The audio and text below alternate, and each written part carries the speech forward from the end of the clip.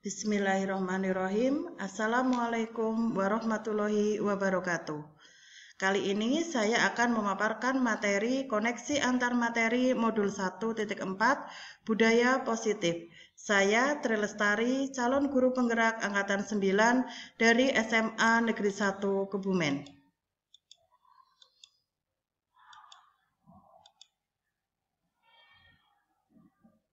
Kesimpulan mengenai peran saya dalam menciptakan budaya positif di sekolah.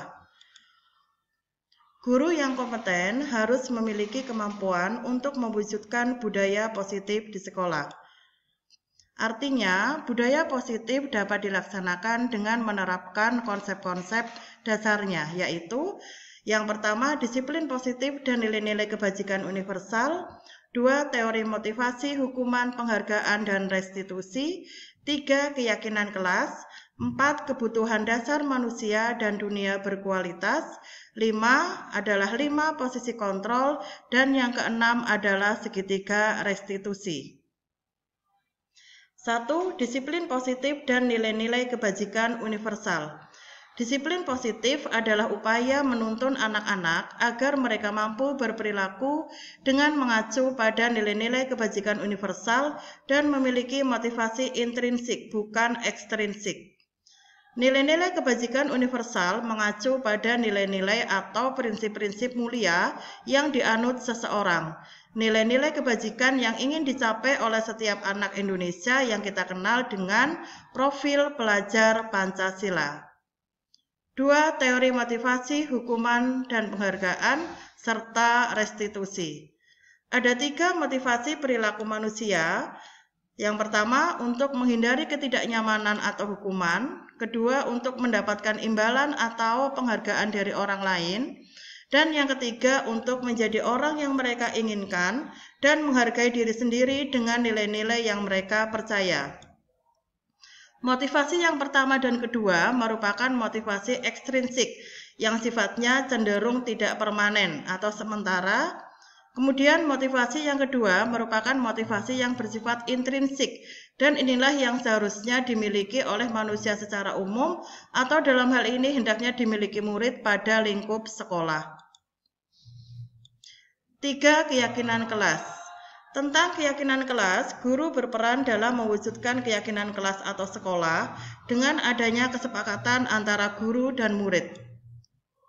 Keyakinan kelas atau sekolah berupa pernyataan universal yang mudah diingat, dipahami, dan diterapkan dalam lingkungan sekolah. 4. Kebutuhan dasar manusia dan dunia berkualitas. Ada 5 kebutuhan dasar manusia untuk mewujudkan dunia yang berkualitas. Yang pertama adalah bertahan hidup. Yang kedua adalah kasih sayang dan rasa diterima. Yang ketiga adalah kebebasan. Yang keempat adalah kesenangan. Dan yang kelima adalah penguasaan. Bertahan hidup di sini menjadi sentral dari 4 kebutuhan dasar manusia yang lain. Harapannya ketika kebutuhan bertahan hidup terpenuhi, maka untuk dunia yang berkualitas bukan keniscayaan akan tercapai. 5. Restitusi, 5 posisi kontrol. Ada 5 posisi kontrol. Yang pertama adalah sebagai penghukum, 2 pembuat rasa bersalah, 3 adalah teman, yang keempat adalah pemantau, yang kelima adalah manajer. Kelima posisi kontrol ini untuk posisi kontrol nomor 1 sampai 4 itu sebaiknya sebisa mungkin dihindari ketika guru sedang menyelesaikan masalah yang terjadi pada murid. Namun demikian, lebih untuk disarankan memakai posisi kontrol sebagai manajer ketika guru dalam proses penyelesaian masalah yang berkaitan dengan misalkan misbehavior yang terjadi pada murid. Materi ke-6 tentang restitusi, segitiga restitusi. Dalam segitiga restitusi adalah 3 tahapan. Yang pertama adalah menstabilkan identitas, kemudian validasi tindakan yang salah, dan yang terakhir atau yang ketiga adalah menanyakan keyakinan.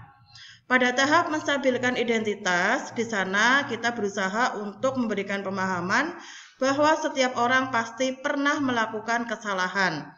Juga dapat disampaikan bahwa kamu bukan satu-satunya yang pernah melakukan ini.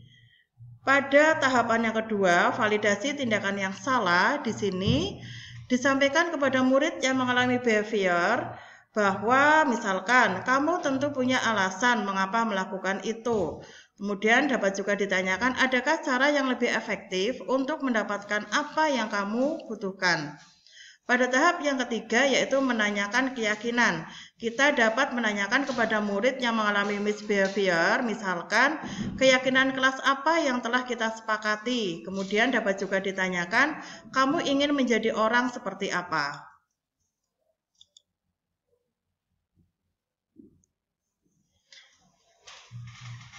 Selanjutnya, keterkaitan budaya positif dengan materi sebelumnya, yaitu filosofi pendidikan nasional Ki Hajar Dewantara, nilai dan peran guru penggerak, serta visi guru penggerak.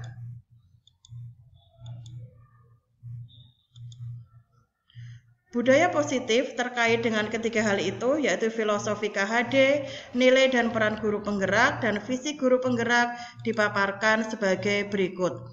Yang pertama, keterkaitan antara budaya positif dengan filosofi KHD.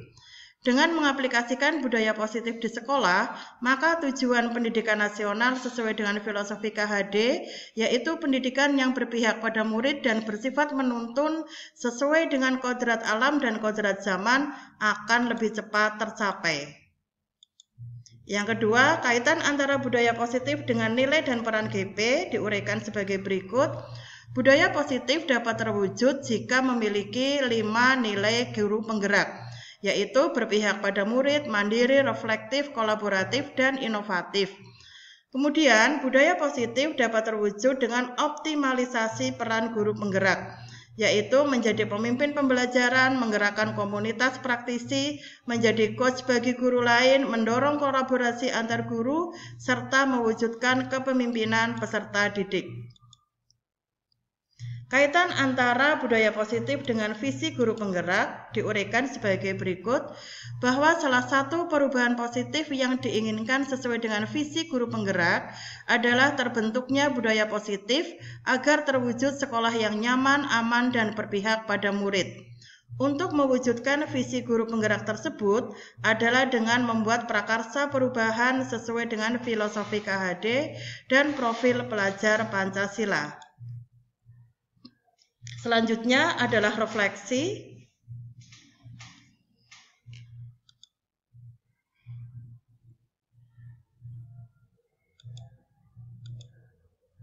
Saya sudah memahami konsep-konsep inti dalam modul 1.4 ini yang meliputi disiplin positif dan nilai-nilai kebajikan universal, teori motivasi, hukuman dan penghargaan, serta restitusi, keyakinan kelas, kebutuhan dasar manusia dan dunia berkualitas, 5 posisi kontrol, serta segitiga restitusi.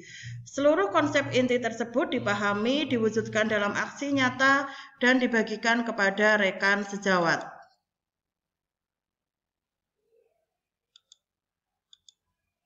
Hal yang menarik bagi saya dan di luar dugaan adalah ketika saya mempelajari motivasi perilaku manusia berupa penghargaan.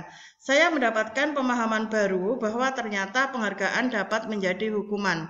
Penghargaan ternyata dapat menimbulkan rusaknya hubungan, mengurangi ketepatan, menurunkan kualitas, mematikan kreativitas, dan bersifat menghukum.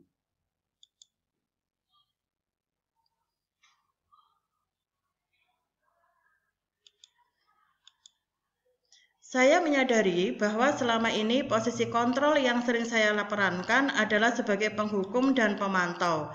Seharusnya guru mengatasi misbehavior murid dengan posisi sebagai manajer menggunakan segitiga restitusi.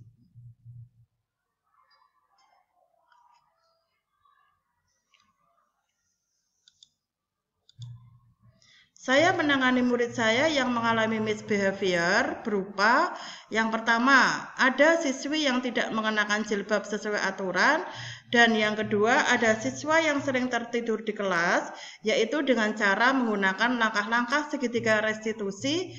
Yang pertama, menstabilkan identitas, kemudian validasi tindakan yang salah, kemudian menanyakan keyakinan.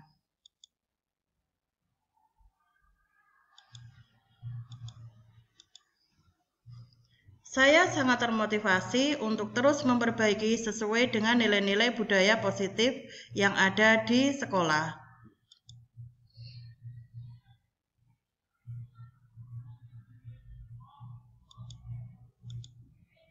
Hal yang sudah baik menurut saya adalah sudah mulai munculnya motivasi internal pada murid untuk melaksanakan budaya positif sesuai dengan nilai-nilai kebajikan yang diyakini. Adapun yang harus diperbaiki adalah guru seharusnya memposisikan diri sebagai manajer.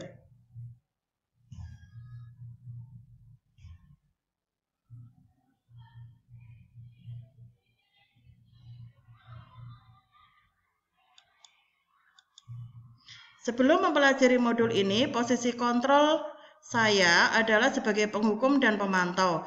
Perasaan saya adalah saya merasa bersalah karena memberikan hukuman atau konsekuensi ketika anak melakukan kesalahan. Setelah mempelajari modul ini, saya mulai menerapkan posisi manajer ketika menyelesaikan masalah. Perasaan saya menjadi lebih tenang dan menyadari pentingnya berprasangka baik untuk membuka komunikasi efektif dengan anak-anak.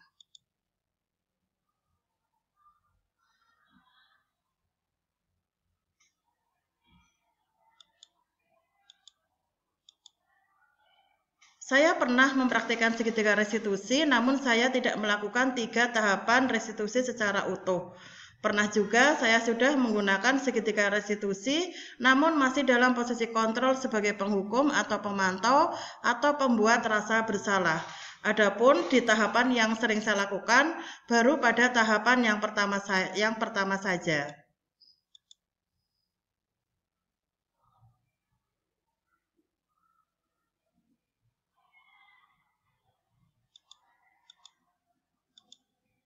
Hal lain yang penting dipelajari dalam menciptakan budaya positif adalah perlunya kolaborasi utuh antara sekolah dan orang tua agar budaya positif tidak hanya dilakukan di sekolah saja, namun juga di rumah agar nilai-nilai kebajikan yang diyakini dapat menjadi karakter yang tumbuh dalam diri anak dimanapun mereka berada.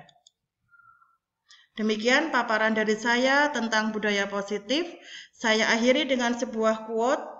Dulu saat saya menjadi murid, saya belajar banyak dari guru. Namun sekarang saat menjadi guru, justru saya belajar banyak dari murid.